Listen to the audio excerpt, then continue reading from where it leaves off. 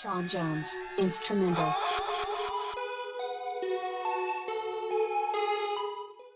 Hey guys, so it's me Corinne again, and yes, I am the photographer at Wonderland Boudoir, and today I want to talk about 4 actions that I take to define beauty for me.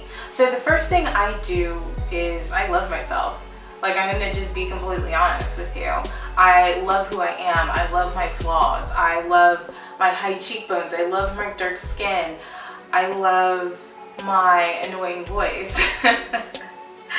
I love the deep smile that I have, the wide smile that I have. I love my eyes. I love everything about who I am. I love my legs. I love all that. And I love it for many reasons. My main reason is because it defines me. It makes me look like how I look. I feel as though my dark skin is beautiful for me because it shows heritage. It shows my lineage. It makes me prideful to be my skin complexion. It was a gift given me from my ancestors, my grandmother, my mom, my dad, my Jamaican roots, my Native American roots. I love being who I am. I love my high cheekbones. I love how boxy my face is. I love these things. And a lot of these things people might take as flaws. The way that I speak, the way that I act, the way that I dress, the color of my skin, how coarse my hair is, how I always have my hair up. People might see those as flaws, and that's perfectly fine for them. But these things make me happy about myself because this defines who I am. And what you need to do as a person is, what on you makes you happy?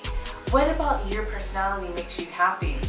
The thing is, about me, I can hang out with myself and I love myself. And a lot of the people who have issues with your flaws, who are not with you, couldn't be alone with their own thoughts for 2 or 3 minutes. So I would suggest writing down a list of things that you are happy with in yourself, and then look at a list of things that you perceive as flaws. And then you need to wear those flaws as a badge of honor, because those flaws have made you who you are, and you need to figure out a way to make your flaws iconic to you. Own it. Don't let anyone ever make you feel bad for the way that you were born. You need to own it, you need to rock it, and you need to make them feel jealous that you love yourself so much. Never, ever put yourself down. Never, ever let anyone else put you down too. Own who you are completely. The number 2 thing that I do to define beauty, and not only me, but the rest of the world, is I vote with my dollars. In my last video, I spoke about this too, about how to redefine beauty.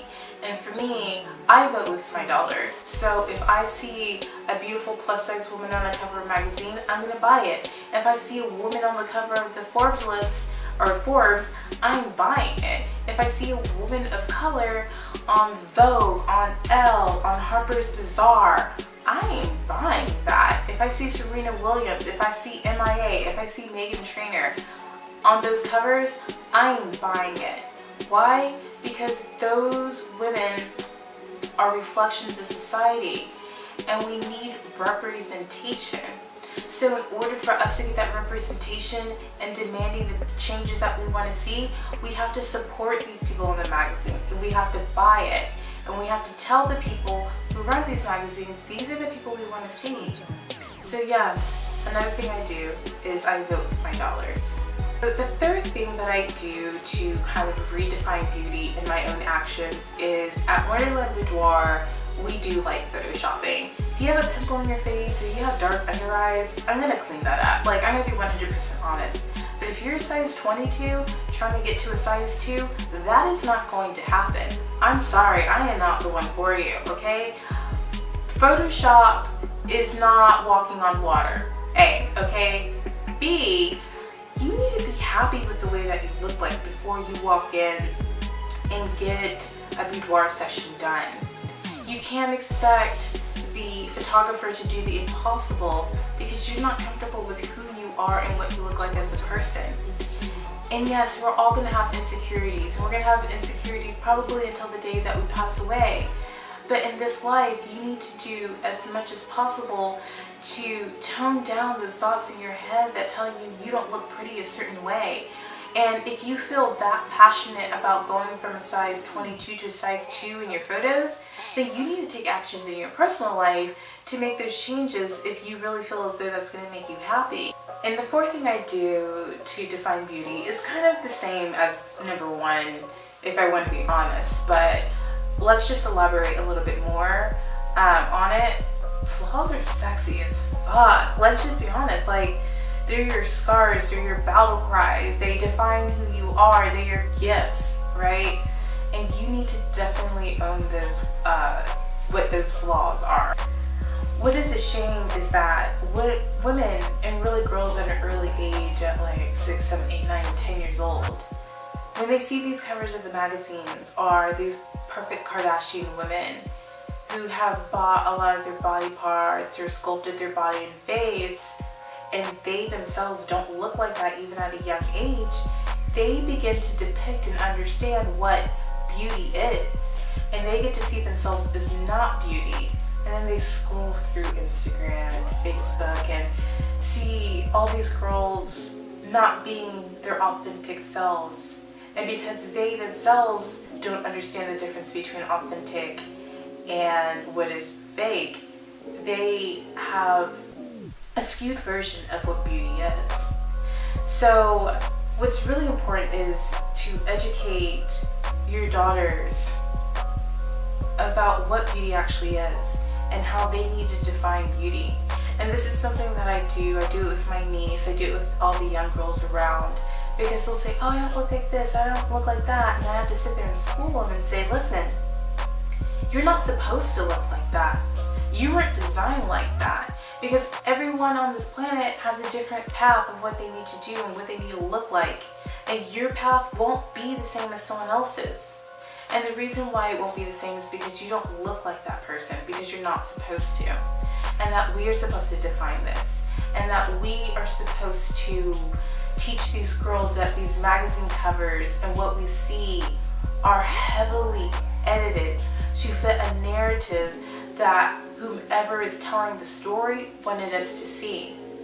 So you need to own those flaws. And what you also need to do is teach our daughters and our girls and even our sons. We shouldn't just put this on the girls. We need to also educate the boys of what natural beauty is and what to expect. Because at the end of the day, when these girls turn off all these lights and they take off all their weave and they wash their face and their makeup, that is the real person. And we need to teach both our sons and our daughters to love the flaws. And we need to teach our youth what beauty actually is. And we need to teach them that there's authentic and that there's fake, and that they need to learn how to decipher which is which. And this is what I do. So these are the 4 things I do to depict what is beauty.